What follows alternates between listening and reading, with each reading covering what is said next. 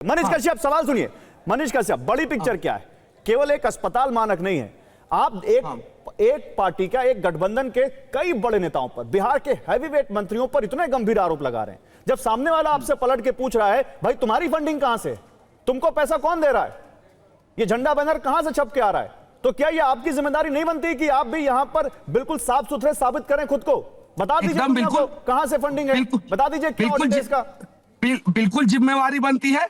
हमें कहां से पैसा आया है, कहां से नहीं आया है, ईडी है इनके पास, सीबीआई है, जांच करा लीजिए। अभी आप बोल रहे थे कि एजेंसियों का दुरुपयोग करते हैं, अभी आपने बोला एजेंसियों का दुरुपयोग करते हैं और अब कह रहे जांच करा। आगे बोल रहे हैं ना, आगे बोल रहे हैं। प्रशांत किशोर जी स्ट्रेटेजी बनाए हैं, भारतीय जनता पार्टी के लिए स्ट्रेटेजी बनाए हैं, अलग अलग पार्टियों के लिए स्ट्रेटेजी बनाए हैं, खुद वो स्ट्रेटेजी बनाए हैं और वहां से पैसा आया है। वो अपने दिमाग का जो है पैसा जो है पूरे बिहार में लाके लगा दिया है और बिहार में चुनाव लड़ रहे हैं। मनीष कश्यप, आप पोजीशन समझ रहे हैं अभी अपनी?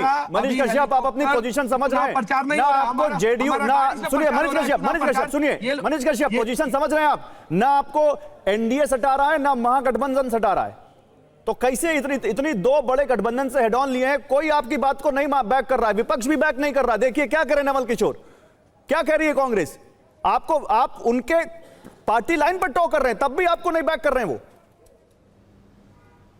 अरे कहां से करेंगे, डरे हुए हैं ये लोग। रियलिटी ये लोग जानते हैं कि बिहार में रियलिटी क्या है। जो नवल किशोर जी बोले हैं कि 20 पुल गिरा है, नवल किशोर जी ये बताए ना कि तेजस्वी यादव पथ परिवहन मंत्री थे तो उस समय जो है पुल क्यों गिर गया? जेपी सेतु की स्थिति क्या है, नवल किशोर जी बताए ना। और नवल किशोर जी बताए जब आरजेडी की सरकार थी उस समय क्या स्थिति थी। अजय आलोक जो है यहाँ पे बैठे हुए हैं, भारतीय जनता पार्टी की सरकार में जो है भ्रष्टाचार किस चरम सीमा पे पहुंचा हुआ है ये अजय। ठीक है अजय, नवल किशोर का टर्न है। नवल किशोर फिर जेडीयू के पास। नवल किशोर जल्दी से जवाब दीजिए भाई, तेजस्वी जी के समय कभी तो पुल गिर रहा है, बताइए। देखिए पीके और उनके पूरे टीम की बेचैनी है कि जैसे मूवी में एक आइटम सॉन्ग होता है ना, तो ये चुनाव में आइटम सॉन्ग बनने की कोशिश कर रहे हैं। सच्चाई ये है, इस बार आइटम सॉन्ग बिहार की जनता से कोई मतलब नहीं, आइटम सॉन्ग और कोई मुद्दे पे बात नहीं कर रहे, कोई मुद्दे पे बात नहीं करते। अरे नौकरी 5 लाख कौन दिया? अरे कश्यप सुनो, पहले बकवास मत करो, सुनो पहले 5 लाख नौकरी किसने दिया?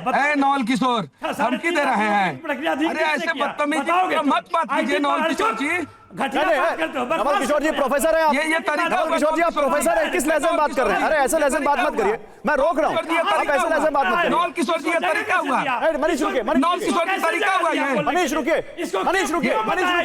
ये कौन है, क्यों बैठाया इसको? ऐसे मत बोलिए, कौन है इसको बैठाइए? अरे वो पार्टी के अधिकारी प्रवक्ता है भाई, जैसे आप प्रवक्ता हैं वैसे वो प्रवक्ता है। कौन है कि क्या बात कर रहे हैं? नहीं, मैं चुनाव लड़ रही है उनकी पार्टी बिहार में, क्या बात कर रहे हैं? कौन है? मैं पूछ रहा हूं आपसे, पूछ रहा हूं कि नहीं, मैं पूछ रहा हूं, आप बताइए कि बिहार के राजनीति में इनका क्या योगदान है? आपने सीपीआई एमएल के प्रतिनिधि को क्यों नहीं बैठाया? अरे साल भर हुई है उनकी पार्टी को, तो योगदान तो आप देंगे ना। नवल किशोर जी आइटम को कहां से सीपीआई एमएल ने थोड़ा आरोप लगाया है, आइटम को बैठा दोगे और जवाब मांगोगे, ये पूछे ना सवाल।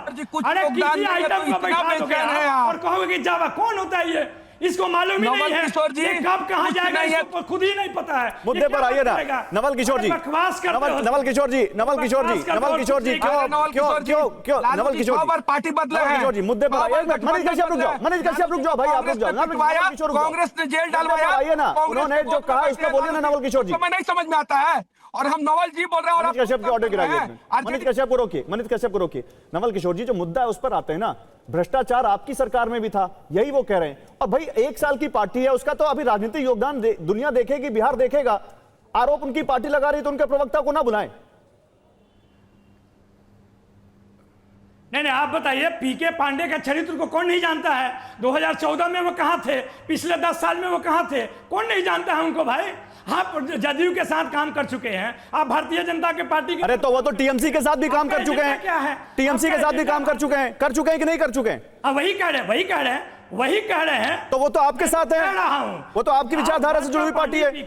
यहाँ घाट बनाने की कोशिश कर, नहीं, आप जिस मुद्दे पे बात करना चाहते हैं कीजिए। आप भ्रष्टाचार पे चाहते हैं बात कीजिए, मैं उसका जवाब दूंगा।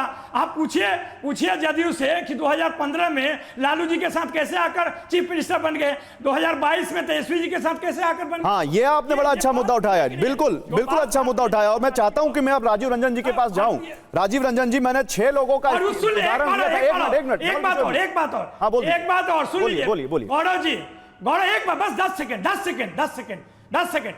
जब लालू जी और नीतीश जी 2015 में चुनाव लड़ रहे थे तो वही भूमिका में जो वहां पर पीके पांडे थे, क्यों आए पीके पांडे, क्या उनको कम जानकारी? ठीक है, जल्दी से, समय कम है, मैं जल्दी से भाई आपने बड़ा सवाल उठाया है। सुनिए नवल किशोर जी, यही सवाल लेके जा रहा हूं। राजीव रंजन जी, मैंने 6 लोगों के एग्जाम्पल दिए थे, एक सबसे बड़ा एग्जाम्पल मैंने नहीं दिया था। 2017 में जब जुलाई में नीतीश जी गठबंधन की सरकार चला रहे थे, महागठबंधन की, तो उन्होंने किस मुद्दे पर इस्तीफा दिया था? तेजस्वी यादव पर, यही IRCTC का मामला, लैंड फॉर जॉब का मामला जो भी गिना रहे थे अजय आलोक जी, इसी मामले को तो लेकर उन्होंने कहा था कि या तो तुम सफाई दो या तो तुम इस्तीफा दो, और नहीं दिया तो उन्होंने खुद इस्तीफा देकर खुद सरकार गिराकर चले गए बीजेपी के साथ। तो इतने बड़े सुशासन बाबू जो खुद की सरकार को दांव पे लगा सकते हैं, अग्रवाल जी, वो आज कुछ नहीं बोल रहे। नहीं, बहस के लिए बहस करना आपकी व्यवस्था हो सकती है। अरे भाई, अच्छा, आपके चैनल और बहस के आपकी लिए बहस गरिमा करना। के अनुकूल बातें रखिएगा। अब सुनिए मेरी जल्दी बात से। सुनिए। हाँ। गौरव अग्रवाल जी, आपने जिस प्रकरण से इसकी तुलना की वो IRCTC में उनके खिलाफ चार्जशीट हुआ था, सच परेशान कर देता और है। अभी किसी ने आरोप लगाया, आरोप का जवाब पलटवार जो किया उन्होंने वो आपके सामने है। उन्होंने 100 करोड़ के मानहानि का नोटिस दिया, शपथ पत्र दायर करके सवालों का जवाब देने की पेशकश की, चुनौती दी कि आप भी जो आरोप लगा रहे हैं शपथ पत्र लेकर के आइए।